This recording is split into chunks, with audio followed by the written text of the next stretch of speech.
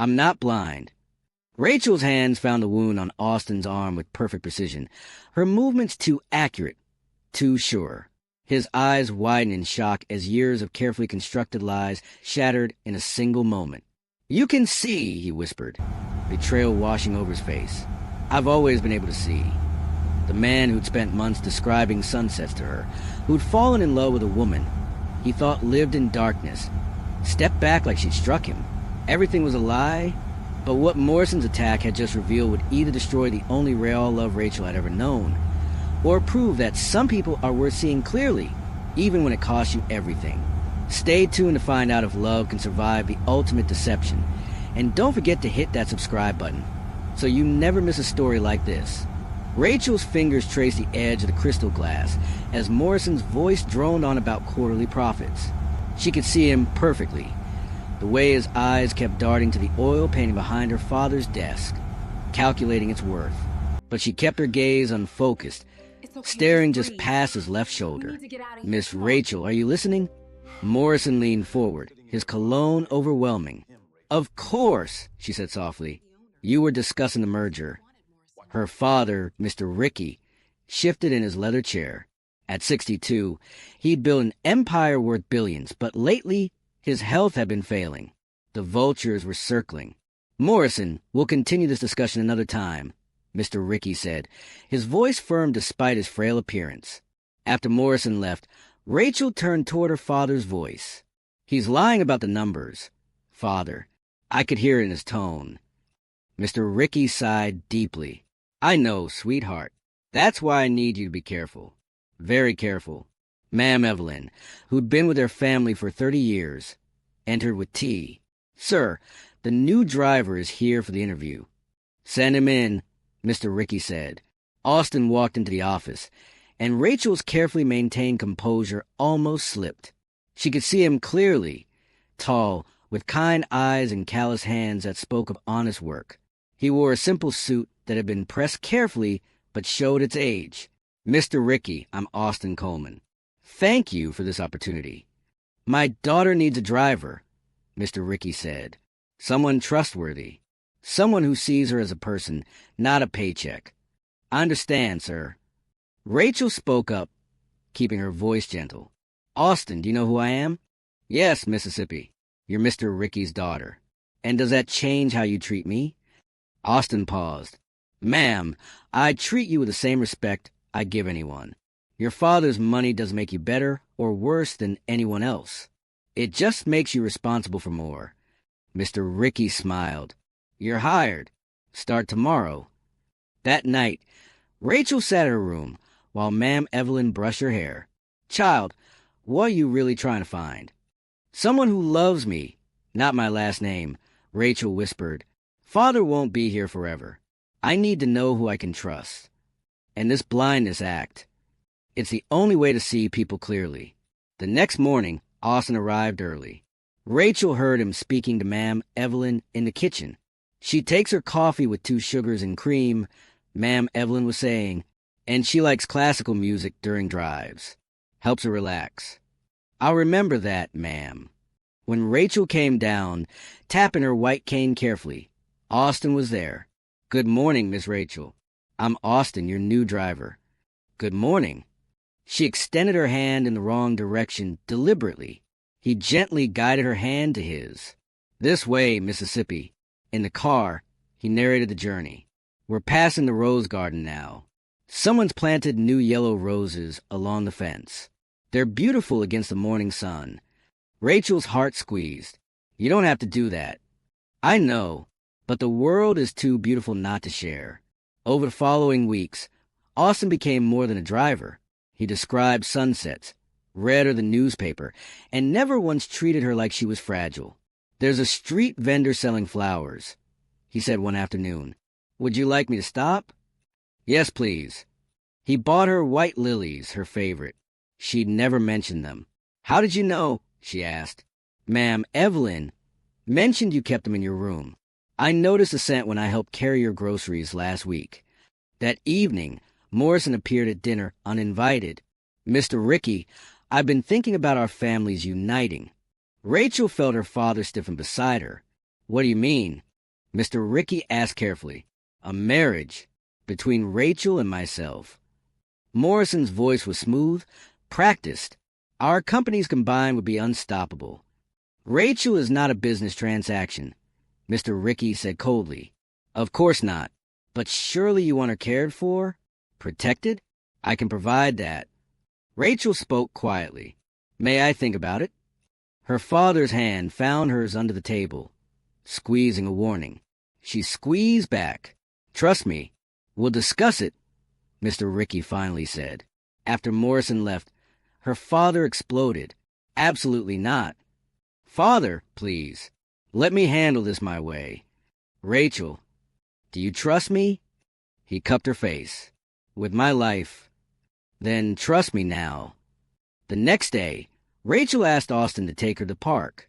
They sat on a bench while he described the children playing. Austine, do you think love is real? He was quiet for a moment. I think real love is rare, Miss Rachel. Most people love what someone can do for them.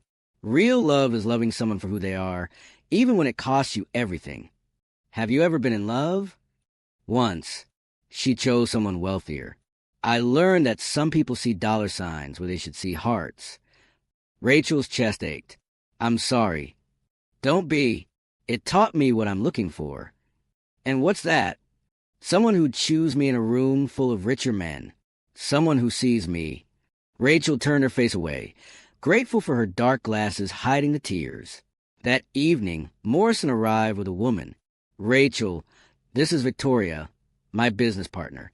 Victoria's voice was silk over steel. Pleasure, Miss Rachel. Over dinner, Rachel listened to them discuss the engagement as if it were already decided. She played her part perfectly. The helpless blind heiress, grateful for Morrison's attention. The wedding should be soon, Morrison said. Perhaps next month? That's very fast, Mr. Ricky objected. Why wait? Rachel needs protection. Guidance. Rachel touched Morrison's hand lightly. You're very kind, Morrison, but I'd like to understand your intentions better. What do you love about me? Morrison didn't hesitate. Your grace, your dignity, the strength you showed despite your condition. Every word was about her disability or her demeanor, nothing about who she actually was. I see, she whispered. Later that night, Ma'am Evelyn found her crying in the garden. Child, what's wrong? He didn't mention a single thing about me. My laugh, my thoughts, my dreams. Just my grace and dignity like I'm a prize horse. Then why are you going through with this? Because I need to expose him. Father's lawyers are investigating his company. There are irregularities. I need time. The engagement was announced 2 weeks later. Austine was professional, distant. It broke Rachel's heart. Congratulations, Miss Rachel, he said formally. Austine, I hope you'll be very happy. He wouldn't look at her. She wanted to scream that it was all fake, that Morrison was a fraud, that the only man she wanted was standing right in front of her. Instead, she said thank you. The engagement party was elaborate. Morrison had spared no expense with her father's money. Rachel wore a designer gown and her dark glasses, playing the beautiful, helpless bride. You look stunning, Morrison whispered, his hand possessive on her waist. Thank you.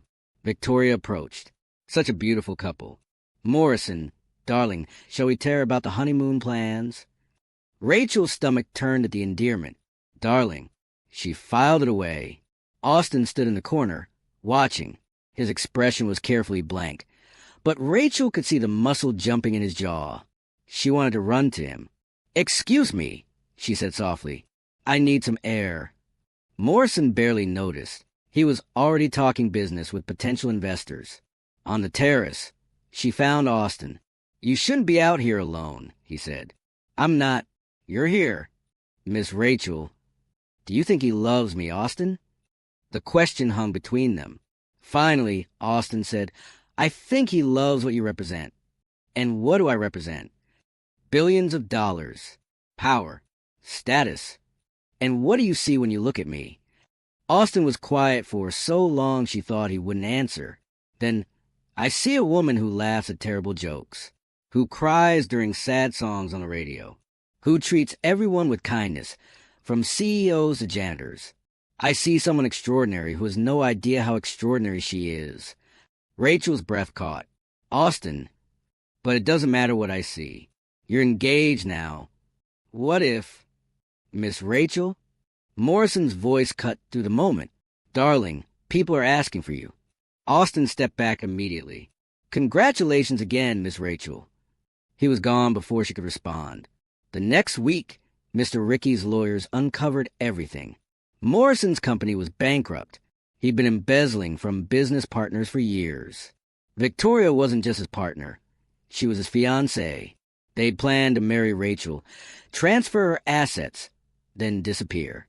We have enough to press charges, the lawyer said. Mr. Ricky looked at Rachel. It's your choice, sweetheart. Expose him. Publicly.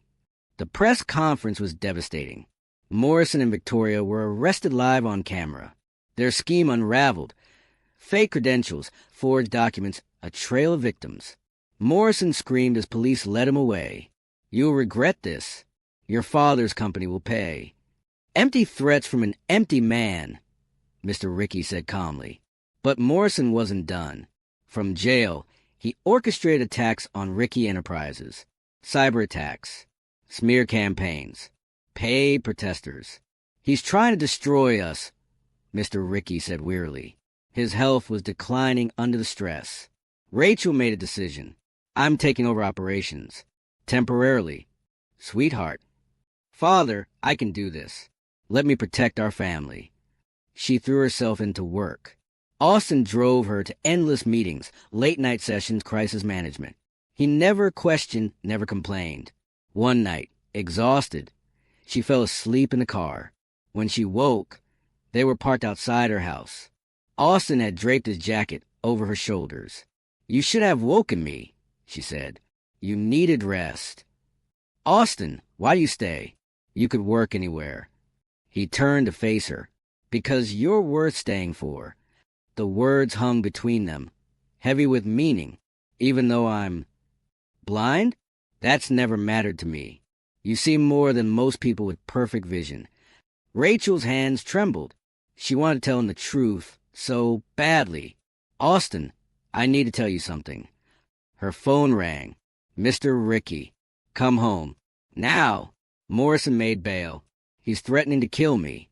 Everything moved fast. Police, security, lockdown. Morrison had posted bail through a shell company and disappeared. He's dangerous, the detective warned. Desperate men do desperate things. That night, Morrison broke into the estate. Alarm screamed. Austine ran toward Rachel's room, finding her standing by the window. Miss Rachel, we need to move. Morrison burst through the door, wild-eyed and holding something in his hand. You destroyed me. Everything. Rachel stepped forward. Security is already here, Morrison. It's over. Not yet. He lunged. Austine moved instantly, putting himself between them. The struggle was brief but violent. Security flooded in, subduing Morrison. But Austine was hurt. Blood seeped from a gash on his arm. Austine! Rachel grabbed him without hesitation, her hands finding the wound with perfect precision. His eyes widened. Miss Rachel, you can see. Everything stopped. The pretense shattered. Years of carefully maintained deception crumbled in an instant. Yes, she whispered. I can see. How long? Always. I was never blind. Austine stepped back, betrayal washing over his features. You lied to me. For months. You lied. Austine, please. Everything was a test. Every conversation, every moment. You were testing me. I needed to know. You needed to know if I was real, if my feelings were real. His voice broke. Did you think so little of me? No. I thought so little of myself. Everyone wants my money, my name. I needed someone who wanted me. And you found out by lying? By manipulating me into falling in love with someone who didn't exist. I'm the same person. No. Austine's eyes were wet. You're someone who thinks love can be tested like a business transaction. I fell in love with who I thought you were. Someone honest, vulnerable, Real. I am real. This is me. I don't know who you are anymore. He turned toward the door. I'll drive you until you find a replacement. Then I'm done. Austine, wait. But he was gone. Rachael collapsed, genuine tears streaming down her face. Ma'am Evelyn held her while she sobbed. I ruined everything, Rachael cried. I ruined the only real thing I ever had. Then fix it, child. Fight for him the way he fought for you. The next morning, Rachael found Austine in the garage, cleaning the car with mechanical precision. Austine, please listen to me. There's nothing to say, Miss Rachael. There's everything to say. Yes, I lied. Yes, I tested you. And it was wrong. But everything else was real. Every laugh, every conversation, every moment we shared. That was me. The real me. He didn't turn around. How can I believe anything you say? Because I'm terrified right now. Because I'm standing here, letting you see all of me. The scared, broken parts one never show anyone. Because I love you, Austine. Not because you passed some tests, but because you're the only person who ever made me want to be honest. His shoulders shook. You broke my trust. I know, and I'll spend every day earning it back if you let me. I'm not asking you to forgive me today. I'm asking for a chance to prove that the woman you fell in love with is exactly who I am. Austine finally turned. His eyes were red. I loved you when I thought you couldn't see. I described sunsets and flowers and beautiful things because I wanted you to experience the world, and all along you could see everything, except what mattered most. I couldn't see that the man I was searching for was right in front of me. I couldn't see that real love doesn't need tests or proof. It just is. Rachael, when Morrison attacked, you didn't think. You just protected me. That's who you are. And I'm the fool who almost lost you because I was too afraid to be vulnerable. Silence stretched between them. Finally, Austine spoke. I need time. To think. To process. Take all the time you need. I'll wait. What if I decide to leave? Rachel's voice broke. Then I have learned the hardest lesson of all. That love requires trust, and I didn't give you mine. Over the next week, Austine stayed but remained distant. Rachael threw herself into dismantling Morrison's remaining threats. Her father's health improved as the stress lifted. You love him, Mr. Ricky said one evening. Yes. And you hurt him. Yes. Then stop being a coward. You faced down Morrison. You saved our company. You can face one honest conversation. That night, Rachael found Austine in the garden where they'd had their first real conversation. I owe you the whole truth, she said. My mother died when I was 16. For 2 years after, people pretended to be my friends, to care about me. They all wanted access to my father's money. I trusted someone once, really trusted him. He stole from us and disappeared. She sat on the bench, and Austine sat beside her, careful to leave space between them. I became afraid of everyone. So Father and I created the Blindness. It was supposed to protect me, help me see who people really were. But it became a prison. I stopped letting anyone in. Until you. Why me? Because you treated me like a person, not a disability, not a bank account. Just me. You described the world not because you pitted me, but because you wanted to share beauty with me. You saw me, Austine, really saw me, and I fell in love with that. Austine was quiet for a long moment. I'm still hurt, still angry. I know, but I understand why you did it. Doesn't make it right, but I understand. I don't deserve your forgiveness.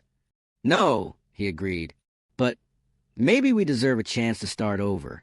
Honestly this time. Rachael turned to face him fully. Hi, I'm Rachael Ricky. I'm terrified of being used. I love classical music and terrible reality TV. I cried during commercials and laughed too loud at my own jokes. I can see perfectly, and I've been watching you since the day we met. And I'm completely, hopelessly in love with you. A smile tugged at Austine's lips. Hi, I'm Austine Coleman. I'm afraid of not being enough. I love old cars and terrible coffee. I've been in love with you since you laughed at my description of that street vendor's terrible hat. And I forgave you about 3 days ago, but was too stubborn to admit it. You did. I loved you when I thought you were blind. Turns out, I love you more now that I know you chose to see me. Rachael launched herself into his arms, and he caught her, spinning her around. When he set her down, she cupped his face. I see you, Austine Coleman. All of you, and you're everything I was looking for. I see you too, Rachael Ricky. The real you, and you're worth everything. Their kiss was soft, sweet, and completely honest. Morrison was sentenced to 15 years. Victoria got 12. Their scheme had affected dozens of people, and justice was finally served. 6 months later, Rachael stood at the altar wearing her mother's pearls. No dark glasses.